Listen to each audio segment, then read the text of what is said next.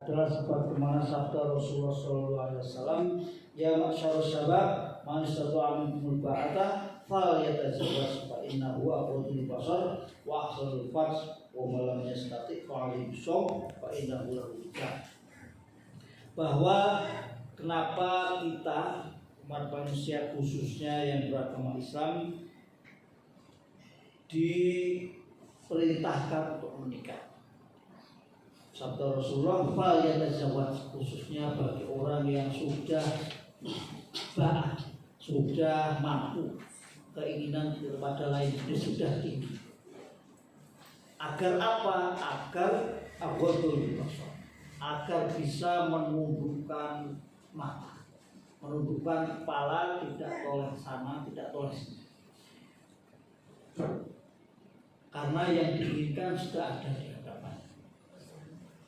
Karena apa? Karena kalau perbuatan maksiat, perbuatan nafsu itu kalau tidak bukan maksiat, nafsu itu kalau tidak disalurkan secara syariat yang benar, maka dikhawatirkan akan terjumus pada dosa, bahkan dosa yang besar. Makanya tulisan hadis adalah wa ahsanul farj, bahwa dengan menikah itu bisa menjaga kemaluannya. Tapi kalau perbuatan yang berhubungan nafsu itu dilakukan setelah menikah, akan menjadi terbalik, menjadi bukan dosa tapi justru menjadi pahala yang besar. Karena sunnah Rasulullah SAW. Dan di antara tujuan pernikahan itu adalah untuk mendapatkan keturunan. Tentu keturunan yang diharapkan adalah keturunan yang solih, keturunan yang solikah sebagai penerus perjuangan Rasulullah SAW. Dan semoga kita semua bisa mendapatkan keturunan yang solih dan solikah penerus perjuangan Rasulullah SAW. Dan Allah menjanjikan bahwa ketika orang itu menikah, ketika orang itu dalam keadaan tidak mampu, fakir, Allah menjanjikan akan mencukupkan secara ekonomi terutama. Bahkan menjadikan orang yang menikah itu kaya. Dan tentunya berbeda-beda nasibnya. Ada orang yang menikah kemudian langsung kaya. Tapi secara umum tentu ada proses bapak ibu menikah, punya pasangan, dia semangat bekerja dan jadi cukup. Apalagi kemudian punya keturunan lebih semangat lagi, akhirnya menjadi cukup dan bahkan menjadi kaya.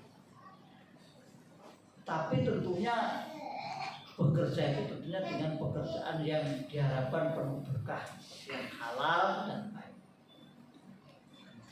Apalagi akhir-akhir ini banyak godaan pekerjaan yang nampaknya itu mudah tapi sebetulnya itu akan menjerumuskan.